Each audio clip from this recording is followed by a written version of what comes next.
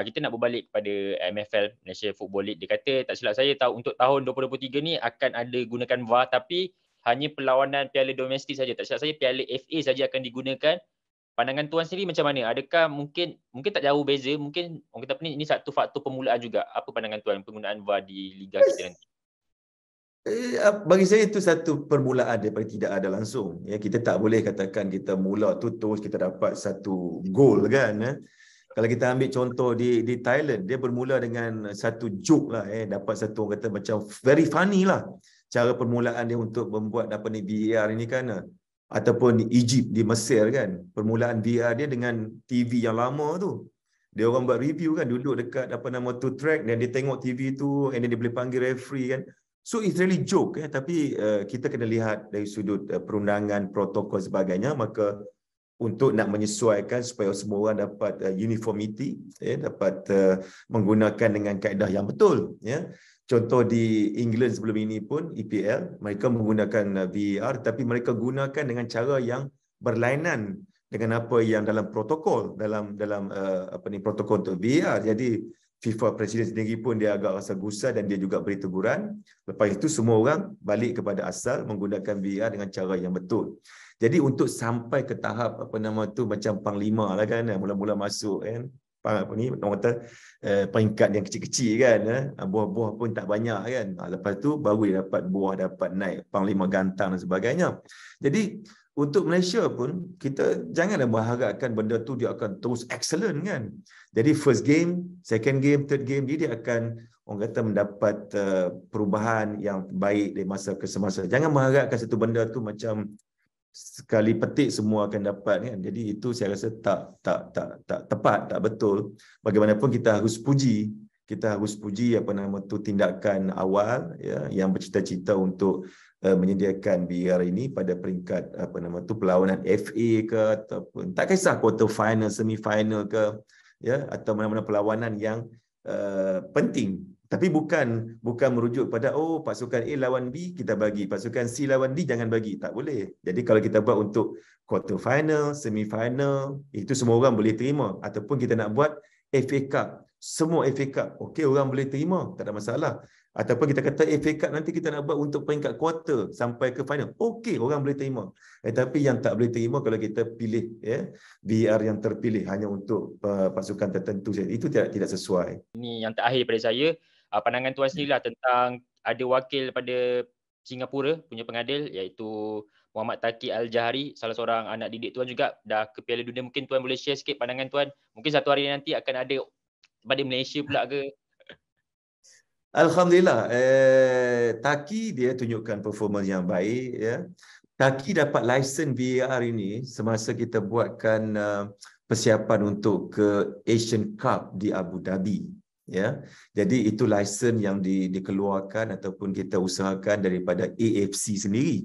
Sebab itu masa tu masih awal lagi permulaannya untuk VAR. Jadi semua orang pun ada lesen masa tu dan termasuk juga referee daripada Malaysia pun seperti Amirul contohnya, dia juga ada lesen VAR, tapi untuk praktis tak adalah dekat Malaysia.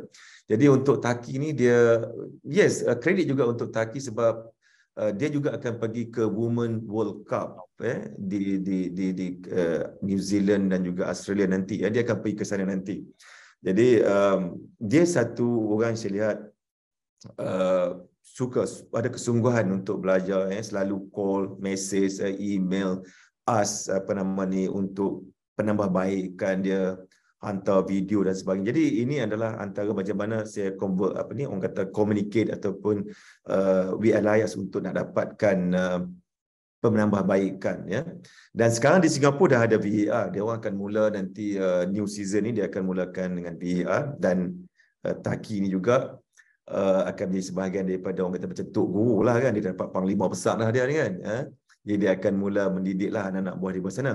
Cuma Taqi saya sangat tertarik dengan dia. Seorang yang sangat tenang, very calm bila dalam VOR ni kan, satu room ini. Sebab dia akan fokus kepada insiden tertentu tu, saya lihat dia sangat-sangat tenang sebagai satu contoh yang baik. Dan dia juga sering berhubung dengan rakan-rakan di Malaysia. Saya yakin antaranya ialah Nazmi dan juga Amirul. Dia orang selalu berhubung untuk pengadil Malaysia ni, dia suka belajar sebenarnya, ya. Jadi saya dapat tahu ni dia orang tiasalah belajar untuk sama-sama nak mendapatkan orang kata ilmu tentang VAR ini. Dan di World Cup dia juga dilantik sebagai AVAR dan sebagainya. Dan dia tidak mengecewakan. Saya sangat bangga dengan dia, walaupun bukan negara kita tapi serumpun juga, cuma border je kan.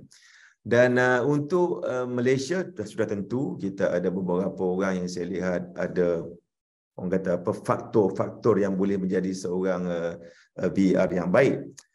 Cuma lagi di Malaysia ni kita perlu tingkatkan lagi penguasaan bahasa Inggeris, ya, sebab ini sangat penting untuk perlawanan di peringkat antarabangsa, ya, sebab dia ni perlu berhubung dengan pengadil-pengadil yang tak tahu bahasa Melayu kan. Jadi dia kena cakap bahasa Inggeris, ya. Tapi kita tak perlu bimbang sebenarnya, sebab bahasa Inggeris bola sepak ni mudah sebenarnya.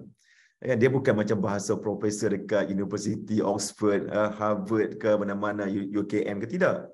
Dia bahasa English football ni is very simple. You cakap pasal football saja, bukan cakap pasal family ke apa, tak ada. Dia football saja kan. Jadi saya dapat lihat 2-3 orang kita ni sangat baik, yang saya yakin dengan bantuan daripada MFL FAM untuk adakan VAR nanti, maka adalah peluang untuk pengadil daripada Malaysia ini untuk mendapat ruang, untuk diberikan peluang untuk mengendalikan perlawanan-perlawanan di luar dalam ACL, ya, ataupun mana-mana perlawanan di peringkat antarabangsa, insya-Allah, ya.